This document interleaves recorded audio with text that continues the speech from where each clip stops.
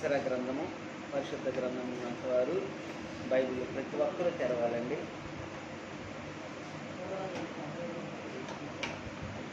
ఎక్సరా గ్రంథము 3వ అధ్యాయము 1వ వచనము. 7వ నెలలో ఇశ్రాయేలీయులు తమ తమ పట్టణములకు వచ్చిన తర్వాత జనులు ఏక మనసు కలిగిన వారై యెరూషలేములో కూడి యోసాదాకు కుమారుడైన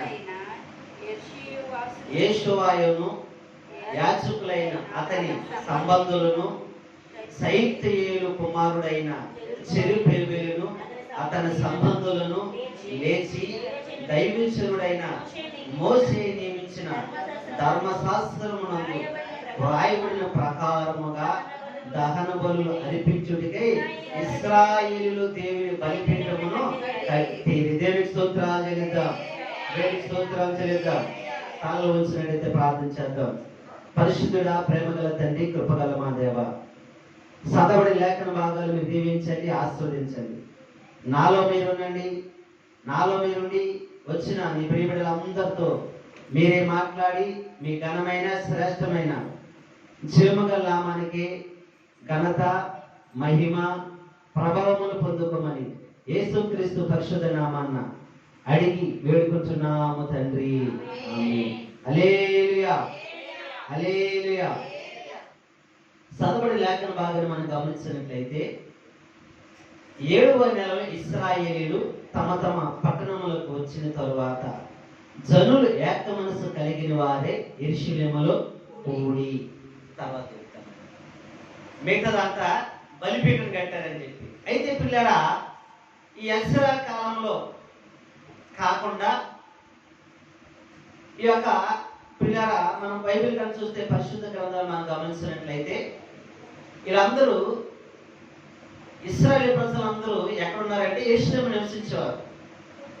యెరూషలేము నివసించిన తర్వాత అక్కడ పిల్లరా యిర్మీయా ప్రవక్త ప్రవచనాల ద్వారా వారందరూ తప్పుడు మార్గాలు వెళ్తున్నప్పుడు, దేవుడికి విరోధమైన మార్గాలు వెళ్తున్నప్పుడు ఆ యిర్మీయా వారికి ప్రవశించి పరివర్తన చెందడానికి, మంచి మార్గాలు నడిపించడానికి, దేవునికి విధేయులుగా ఉండటానికి, దేవుని యొక్క ప్రత్యక్షత పొందుకోవడానికి మీరు చెడు మార్గాలు విడవండి, దేవుడికి విరోధమైన స్వభావం నుంచి తొలగిపోయి దేవుడికి నచ్చినట్టుగా మీరు జీవించండి అని చెప్పి ఇశ్రాయేలు ప్రజలకు అందరికీ కూడా యిర్మీయా ప్రకటిస్తుంటాడు, ప్రవశిస్తూ ఉంటాడు.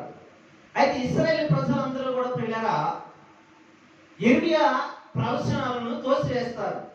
యిర్మీయా ప్రవచనాలను, యిర్మీయా బాధను తిరస్కరిస్తూ ఉంటారు. అంతేకాకుండా ప్రవక్తని యిర్మీయాను నానా విధాలుగా బాధ పెడుతూ ఉంటారు, నానా విధాలుగా క్షోభలు గురి చేస్తుంటారు, నానా విధంగా దండిస్తూ ఉంటారు. అయితే అలాంటి దినములో యిర్మీయా ఏదైతే ప్రకటిస్తున్నాడో, ఏదైతే ప్రవశిస్తున్నాడంటే మిమ్మల్ని అందరినీ కూడా ఇశ్రాయేలు యొక్క దేశస్తులందరూ కూడా ఇశ్రాయేలు దేశస్తులందరూ కూడా నెబుకద్నెజరుకి మీరు అందరూ కూడా లోపడకపోతే, బానిసలు ఉండకపోతే మిమ్మల్ని అందరినీ కూడా ఆ దేశంలోకి మిమ్మల్ని అప్పగిస్తూ ఉంటాడు దేవుడు. వాళ్ళకి మీరు తల ఒక్కండి, వాళ్ళకి మీరు ఇదిగో వాళ్ళ కింద మీరు దాస్యం కింద ఉండండి అంటే లేదు లేదు, వాళ్ళకి మేము తల ఒక్కమగా ఒక్కం, యుద్ధం ఇస్తే చేస్తూ ఉంటాము కానీ ఒక్కం, ఇదిగో ఐగుప్తు మాకు సహాయం చేస్తూ ఉంటుందని ఒక పక్క నుండి చెప్తూ ఉంటాయి. అయితే చెప్తున్నప్పటికీ ఐగుప్తు సహాయం చేయదు.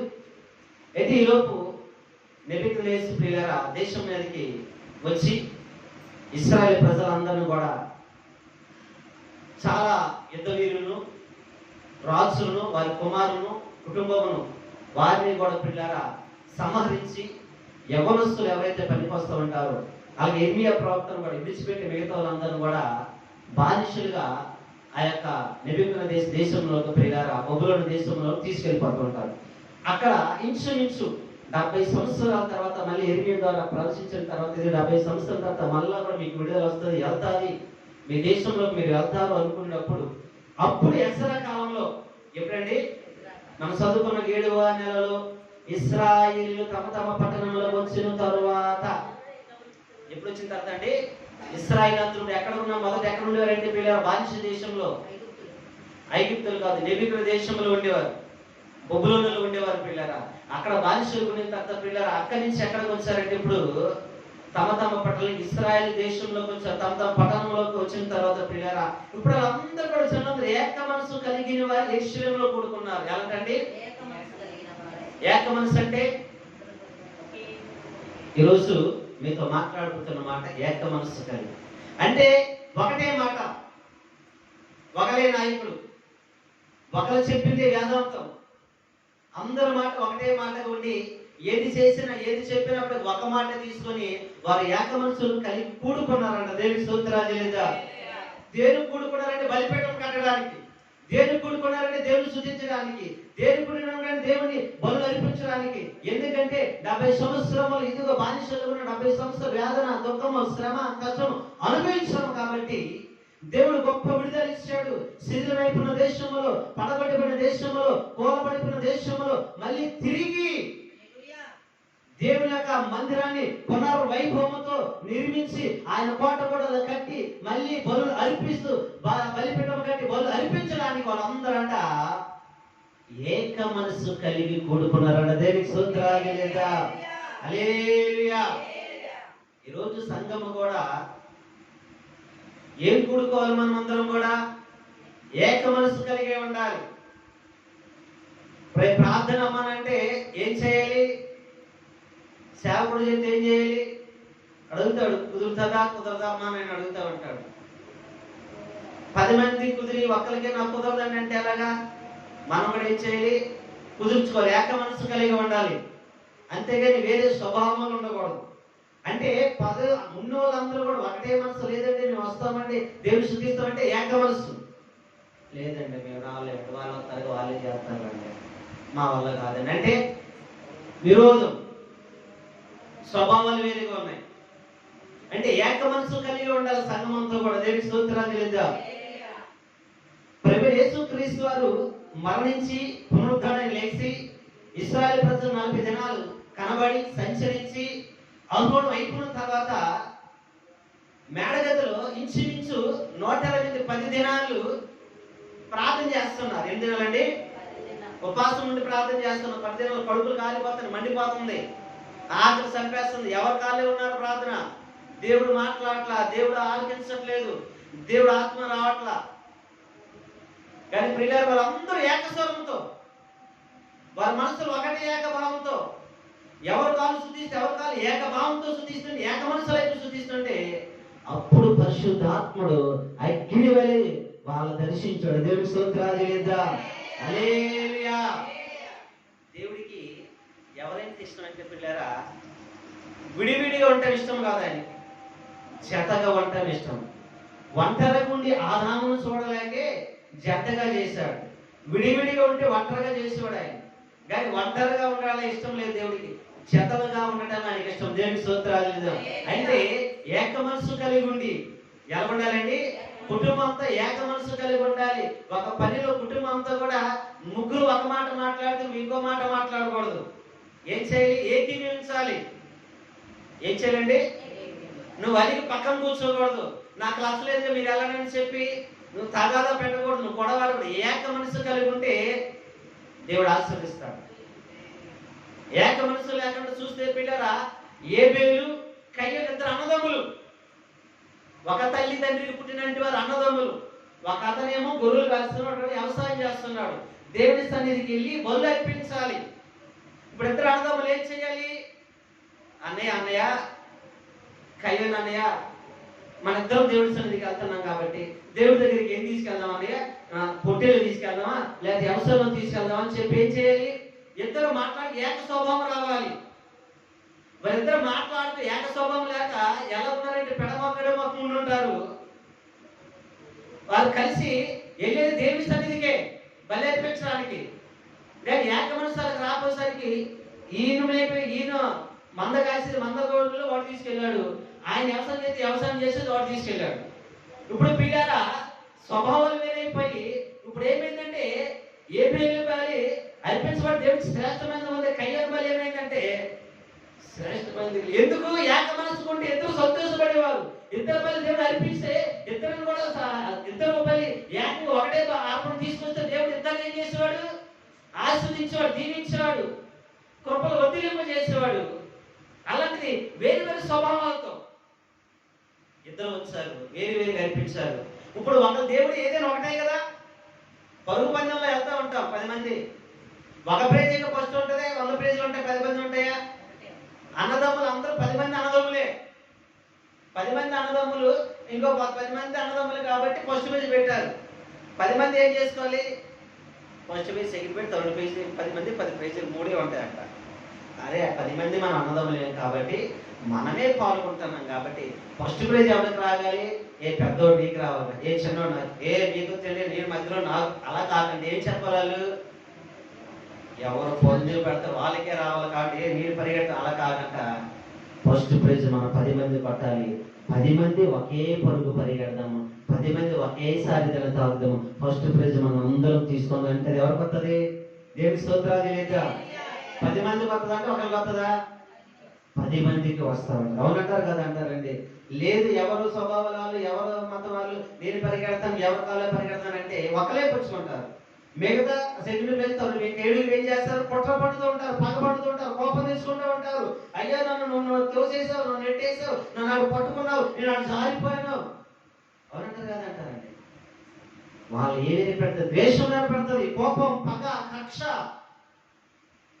ఏక స్వభావం కలిగి ఉంటే 10 మంది ఫస్ట్ వస్తూ ఉంటారు, 10 మంది ప్రైజ్ పొందుకుంటారు. దేవునికి స్తోత్రాలు చేద్దాం.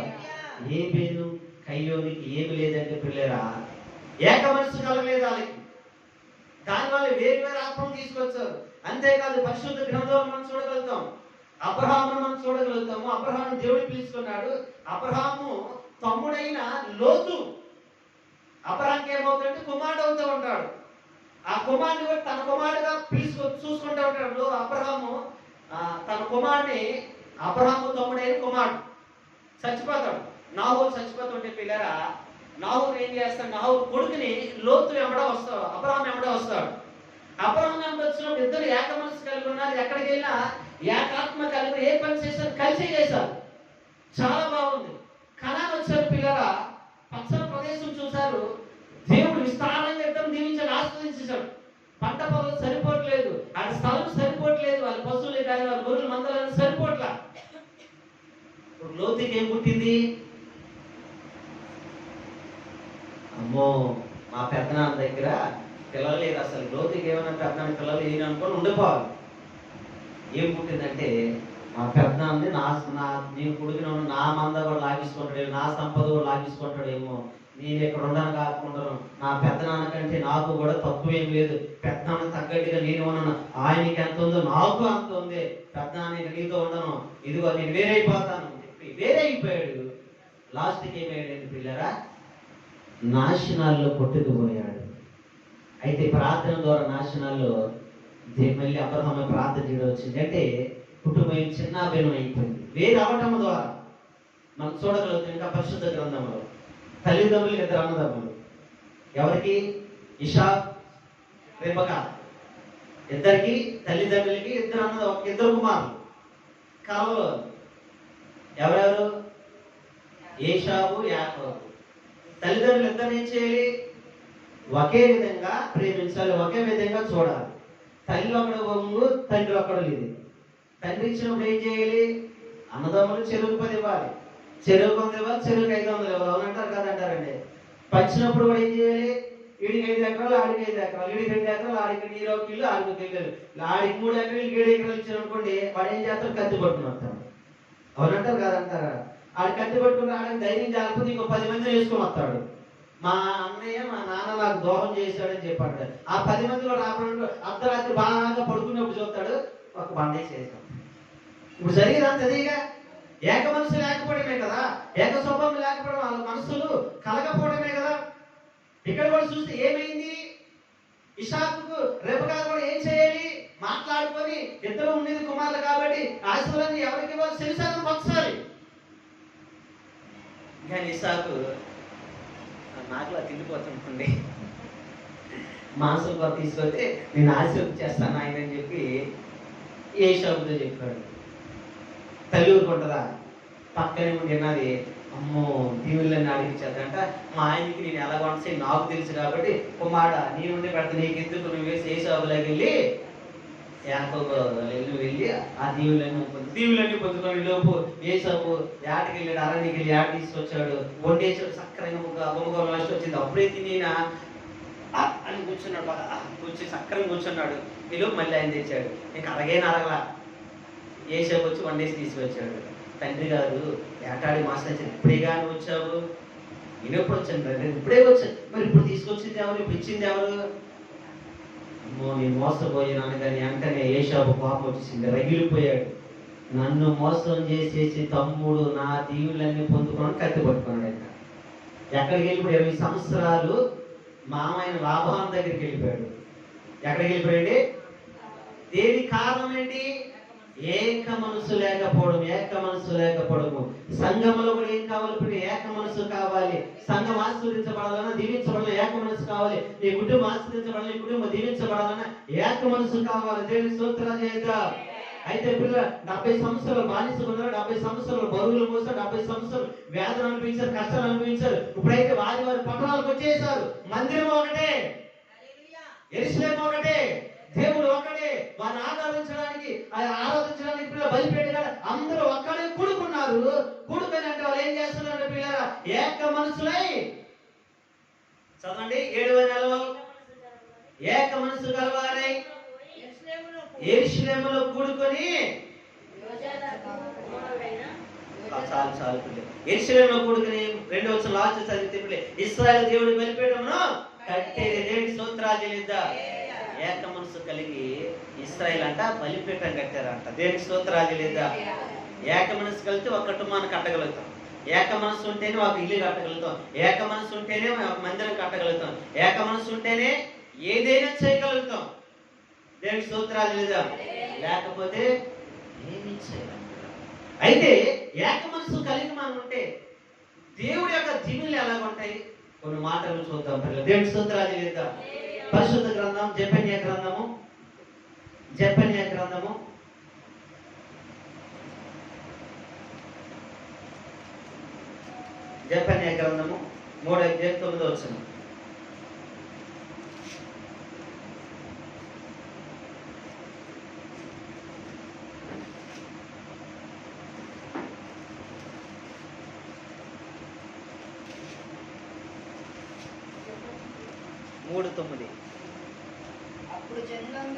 అప్పుడు జనులందరూ యెహోవా నామమును బట్టి ఏక మనసులై ఆయన సేవించినట్లు నేను వారికి పవిత్రమైన చాలు.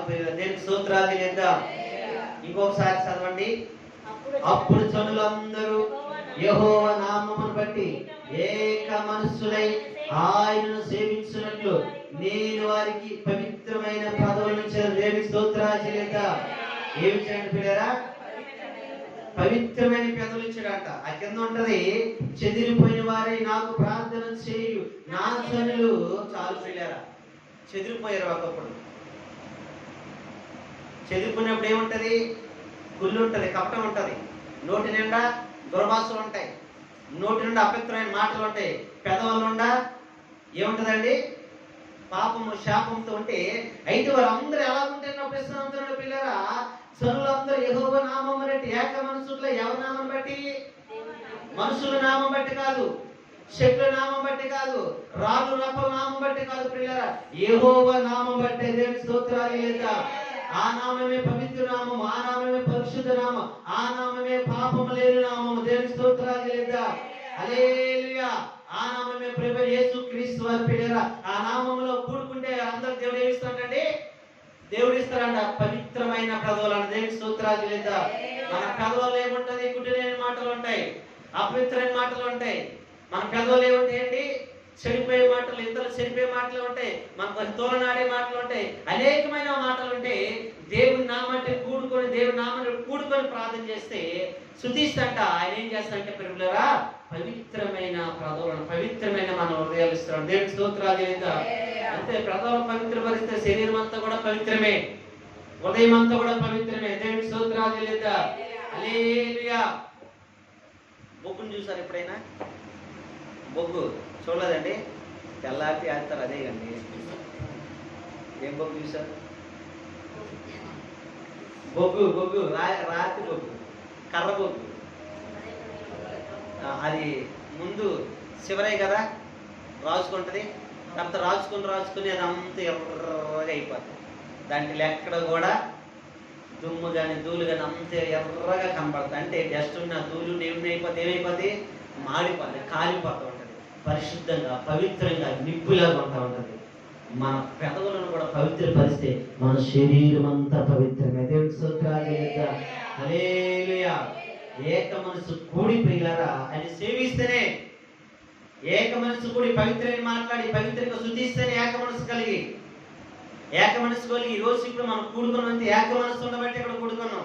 ఏక మనసు లేకపోతే కూడుకుంటాం, ఎక్కడ కూడుకోలేము. ఆ ఏక మనసు మనకి ఏం చేస్తుంటే మొట్టమొదటిగా దేవుని శుద్ధిస్తూ ఆరుస్తున్నప్పుడు పిల్లరా మన పదవులను, మన శరీరం, మన దేహాన్ని కూడా పవిత్రపరుస్తుంటారు. దేవునికి స్తోత్రాలు చెల్లిద్దాం. రెండవ మాటగా చూద్దాము. ఇంకా ఏం జరుగుతుందంటే రెండవ మాటగా చూద్దాము. కొరింథీయులకు రాసిన పత్రిక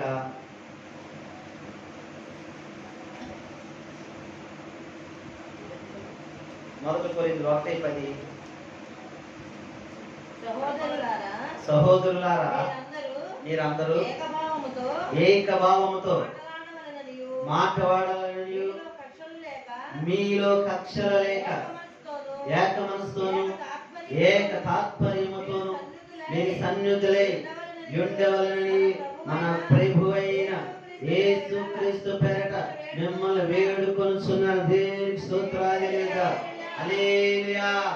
ఇక్కడ పిల్లరా అపోస్తలుడైన పౌలు గారు కొరింథీ సంఘానికి రాస్తున్నాడు. కొరింథీయులు మహా భయంకరమైన పట్టణం, బహు విగ్రహాలైన పట్టణం పిల్లరా. అక్కడదంతా అపవిత్రమైన దేశము. అలాంటి కొరింథీయులకు అపోస్తలుడైన పౌలు గారు రాస్తూ, సహోదరులారా మీరందరూ ఏకభావంతో మాట్లాడండి. ఏ భావంతో మాట్లాడండి? ఏకభావంతో, ఒకటే మాట. మీరందరూ ఏ మాట్లాడినా మీ 10 మంది మాట, 100 మంది మాట, 10,000 మంది ఉన్నా సరే మీ మాట అంతా కూడా ఒకటే మాటగా ఉండాలి. దేవునికి స్తోత్రాలు చూద్దాం. అంటే ఏకభావంతో మీరు మాట్లాడాలి. అప్పుడు మీరు ఏముండవు? కక్షల లేక ఏక మనసుతోను ఏక తాత్పర్యంతోను మీరు సన్నద్ధులై ఉండవాలని మన ప్రభు, మన రక్షకుడు యేసుక్రీస్తు గారు మిమ్మల్ని వేడుకొనుచున్నాను. దేవునికి స్తోత్రాలు చెల్లిద్దాం. ఏక మనసు కలిగి ఉంటే కక్షలు ఉండవు. రెండవదిగా ఏముంటాయండి? ఏకమని స్థితి వరకు చూస్తే పిల్లరా, పూర్వకాలంలో నా చిన్నతనంలో మా ఊర్లో చుట్టుపక్కల పల్లెల్లో ఒక్కో కుటుంబంలో ఇంచుమించు పెద్ద ఒక 10 సెంట్లలో ఎంతుండే. ఇక్కడ డాబు ఉండి మధ్యలో ఎంత ఖాళీ ఉండేది. ఇక్కడ ఒక 10 మంది పడుకునేవాడు. అక్కడ 10 ఇంచుమించు ఒక 34 మందిలో ఉండి ఉంటారు మా ఊర్లో, రాజులు కానీ వాళ్ళు కానీ. వాళ్ళందరూ కుటుంబం ఒక కుటుంబమే ఒకటైపోయి ఒకరి మాట వినేవాళ్ళు. 10 మంది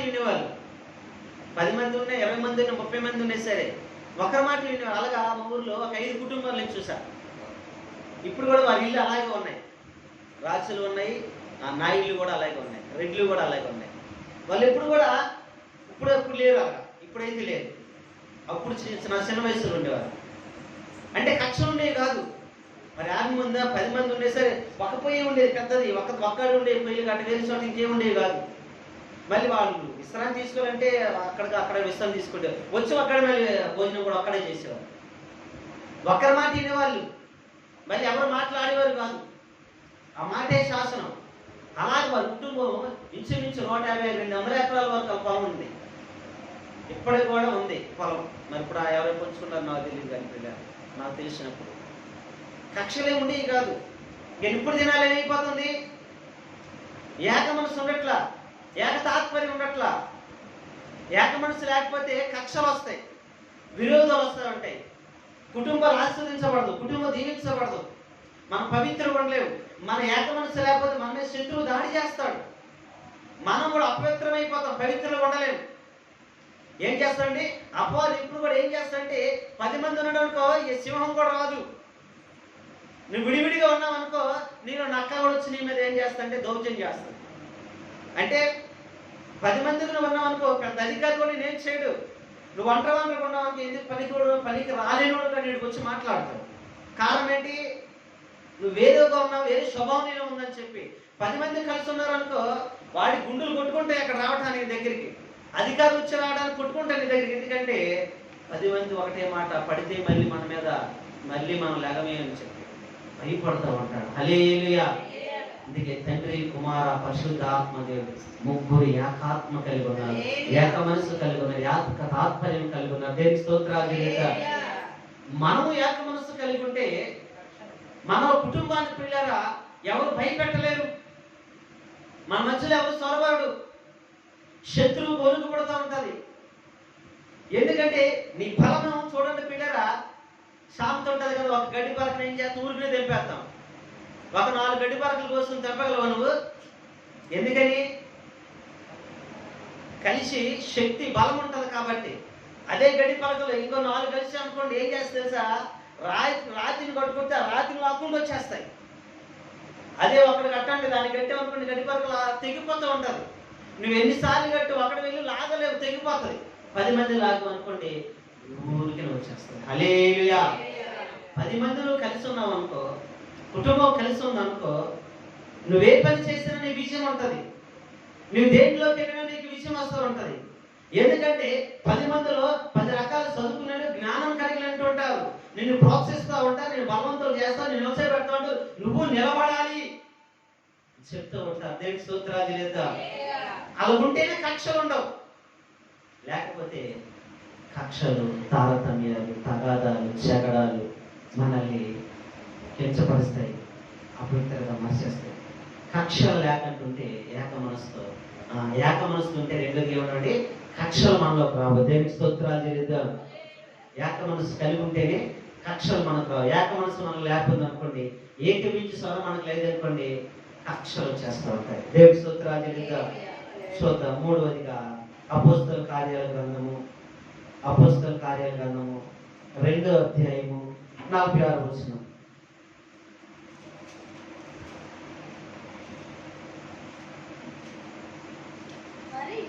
మరియు వారి ఏక మనస్కులై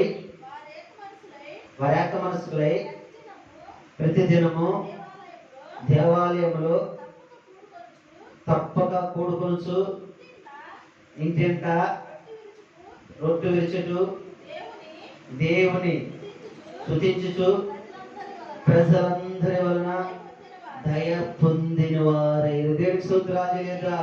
హల్లెలూయా. మనం చూస్తే ప్రియులు అపోస్తలులు అందరూ అంటే ప్రభువు యేసుక్రీస్తు వారు అహరోను అయిపోయారు. ఆవిడకి ఆత్మ వచ్చింది.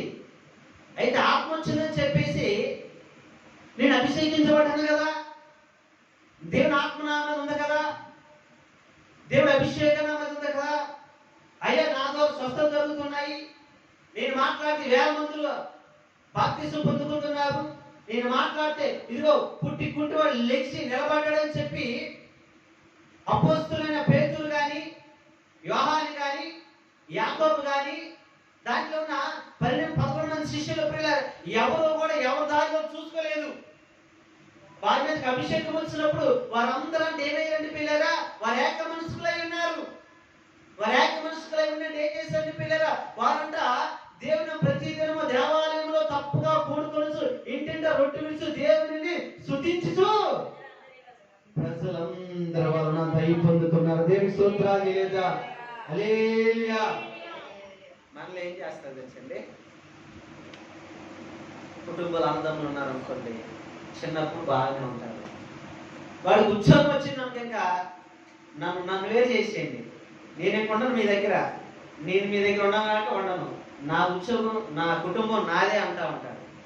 ఏమైపోతాడండి, వేరే అయిపోతాడు. అప్పటి నుంచి మర్చిపోతాడు. తల్లిదండ్రులు పెంచింది, పోషించింది, అన్నదమ్ములు కలిసి ఉండేది, ఎంత ప్రోత్సహించింది అనేది మర్చిపోతూ ఉంటారు. అలాగే 2 3 లాస్ట్కి ఎవరు మర్చిపోతారు, తల్లిదండ్రులు మర్చిపోతారు. ఎవరితో సపరేట్ అయిపోయి చర్చిలో కూడా బాగా పాటలు పాడడం వచ్చి అనుకోండి, అయిపోతారు పాడరాలతో, అమ్మ నువ్వు పాడలేదు కదా, సరిగ్గా నేను వాడతాలే. ప్రార్థన వచ్చింది అనుకోండి, నువ్వు నాకు సరిగ్గా చేయట్లేదుగా, నువ్వు వద్దులే. 4 మాటలు వచ్చి అనుకోండి చెప్పడము, అబ్బా నీకు అభిషేకం లేదుగా, నాకు చెప్పడం వచ్చింది కదా, అబ్బా నీకు వెళ్తే నేను లేదా నేను సపరేట్గా వెళ్తాలే. అలా వెళ్ళలేదు.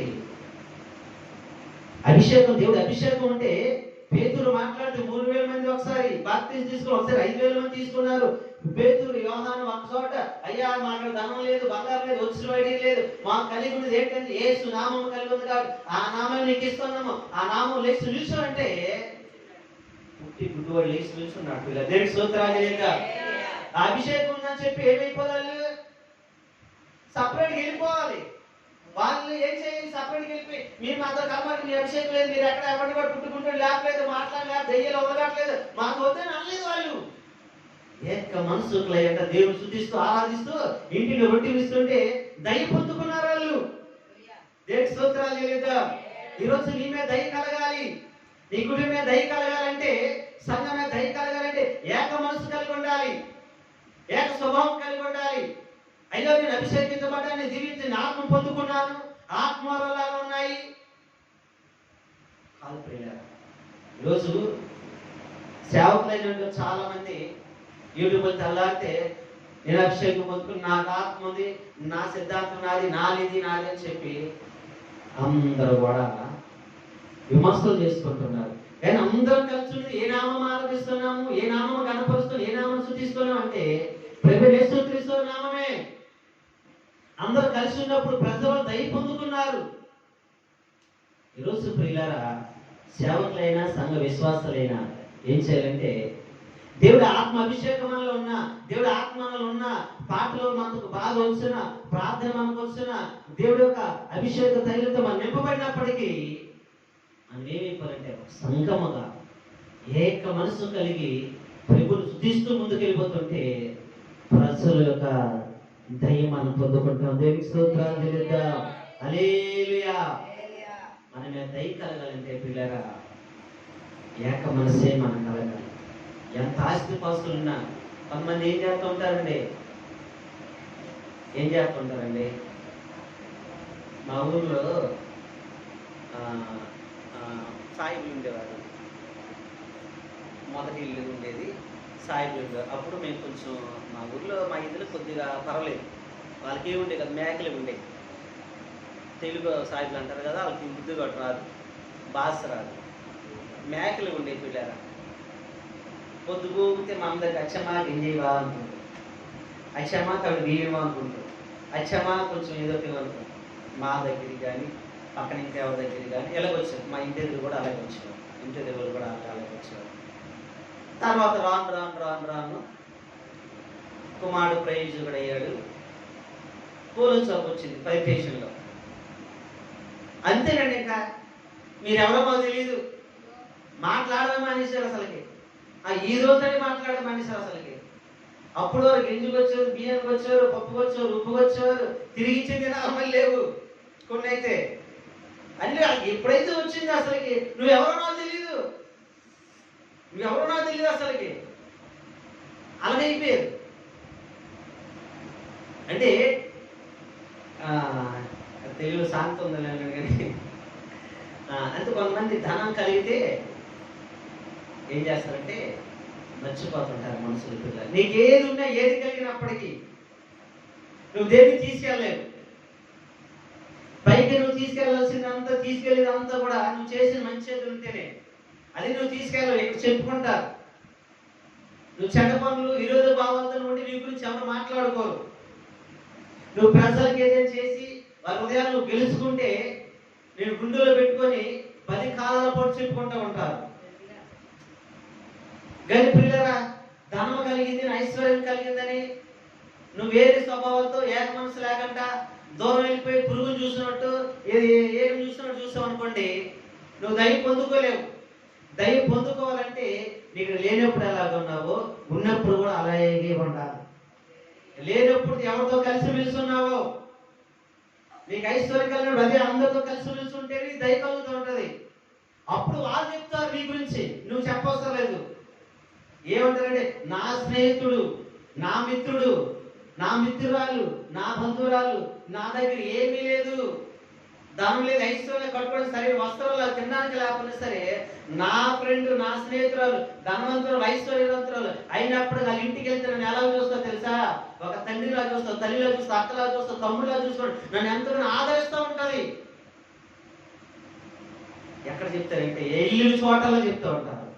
దేవునికి స్తోత్రాలు లేదా? వారి వాళ్ళకి ఏంటో దయ కలుగుతూ ఉంటది, దయ కలుగుతూ ఉంటది. వారు ఎక్కడైనా చర్చకొచ్చుకోకుండా సరే, నువ్వు చేసేది ఏంటి? నీకంటే ధనవంతులు లేకుండా ఐశ్వర్యవంతులు, వాళ్ళ దగ్గర నాకు మామాట లేదు, అన్నదమ్ములు లేకుండా వారు వాళ్ళ దగ్గరికి వెళ్తే నాకు స్వతంత్రం ఉంది, అదే నా కుటుంబం అని చెప్పుకుంటారు. దేవునికి స్తోత్రాలు లేదా? ఎందుకని? ఏక మనసు కలిగి ఉంటే, ఏక స్వభావం కలిగి ఉంటే, ఏక ఆత్మ కలిగి ఉంటే దేవునికి స్తోత్రాలు లేదా? హల్లెలూయా.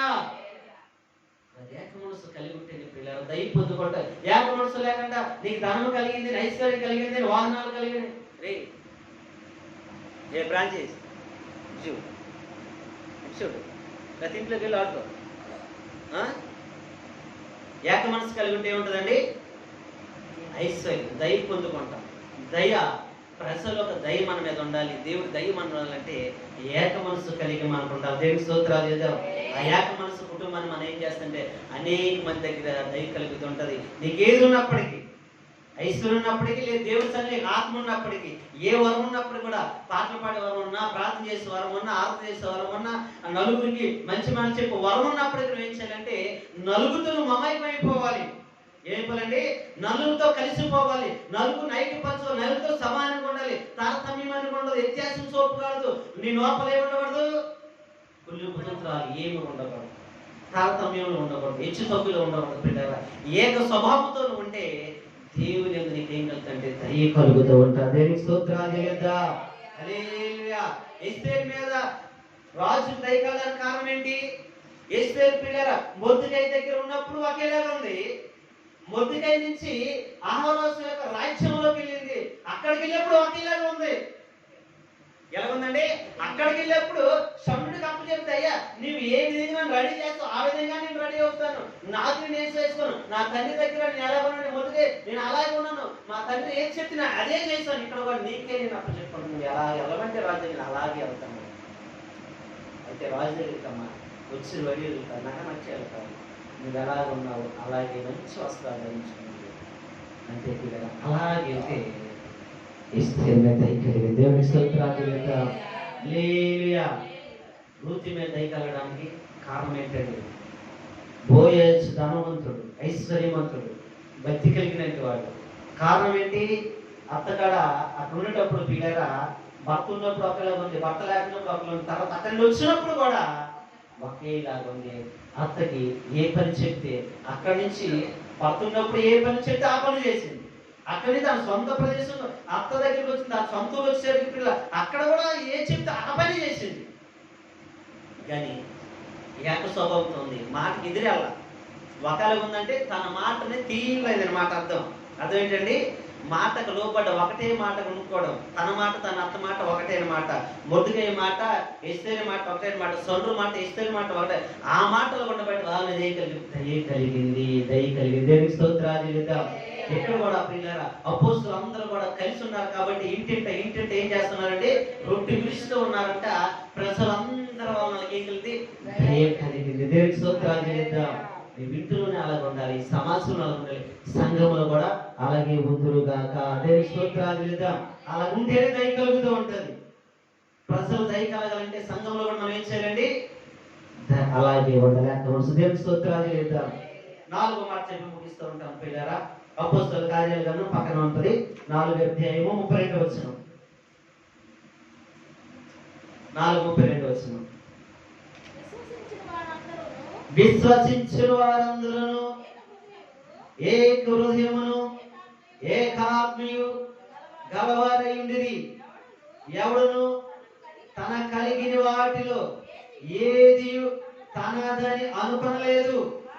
వారికి కలిగినదంతయు వారికి సమష్టిగా ఉండెను. దేవుని స్తోత్రాలు చేద్దాం. హల్లెలూయా, హల్లెలూయా.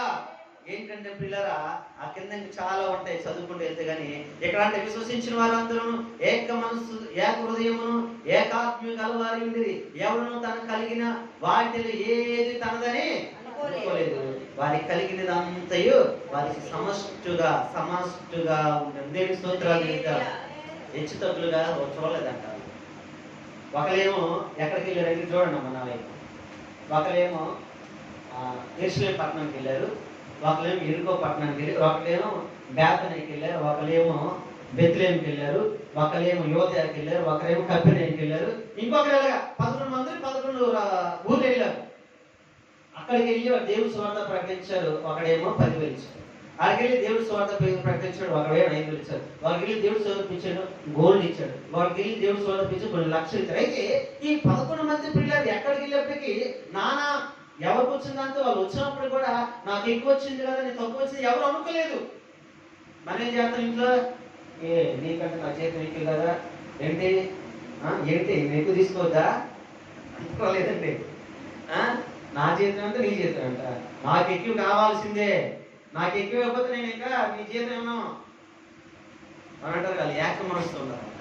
ఏక మనసు ఎలా ఉన్నారంటే ఏక మనసుతో ఏక హృదయంతో వారు కలిగిందంటే అంటే వారిని అనుకోలేదంట, తనదని అనుకోలేదండి. వారు కలిగిందంతా కూడా తీసుకొచ్చిందంతా ఒక్కడే పెట్టుకున్నారు. సమస్యగా ఉంచుకున్నారు వాళ్ళు.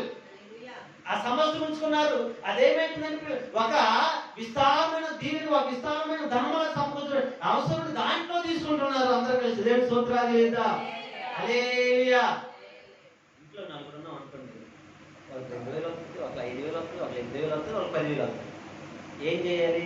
నీకు 2,000 వస్తుంది, నా 2,000 నీకు 2,000 వస్తుంది, నీకు 2,000 వస్తుంది, నీ 2,000 మిగతావి ఎవరు రాసుకోండి. అలా కాదు, ఎవరికి వచ్చింది వాళ్ళకి ఇస్తే అదంతా ఏమవుద్ది? ఒక నిధి అవుతుంది. వాళ్ళకి సపరేట్ పెట్టుకుంటే ఏమవుతుంది? కొంచెం ఉంటుంది. ఆ నిధి అంతా కూడా పిల్లలు అలాగే ఉంచితే రానున్న రోజులు ఏమవుతుంది? అది గొప్ప ధనరాశిగా మారిపోతుంది. దేవుడి స్తోత్రాలు చేద్దాం. ఆ ధనరాశితో ఏదైనా చేయొచ్చు. బిల్డింగ్ అని కొనొచ్చు, అపార్ట్మెంట్ అని కొనొచ్చు, విస్తారమైన పొలాలు కొనొచ్చు, మంచి వాహనాలు కొనొచ్చు, మంచి వజ్ర వైడూర్యాలు కొనొచ్చు, బంగారం కొనొచ్చు. ఎవరు కాదు ఇదే నాది నీది అంటే నువ్వు ఎంతకాలం ఉన్నా సరే ఏం కొనలేము? సైకిల్ కూడా కొనలేము.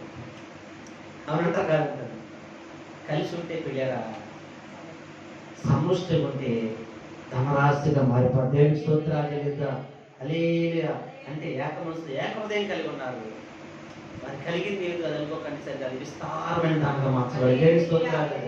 అలాంటి మనసు మీకు అందరికీ ఉండును గాక, మీ కుటుంబాల్లో ఉండును గాక, మీ యొక్క పనిపాట్లు ఉండును గాక, మరి ముఖ్య సంఘములు ఉండును గాక. ఈ కొద్ది మాట దేవుడు దీవించి ఆస్వాదించును గాక. ప్రార్థించేద్దాం, తల ఉంచుదాం, ప్రార్థించేద్దాం. ఏక మనసుతో దేవుని స్తుతిద్దాం, ఏక మనసుతో దేవుని ఆరాధన చేద్దాం. పిల్లరా ఎవరి కాళ్ళు కూడా కొద్ది నిమిషాలు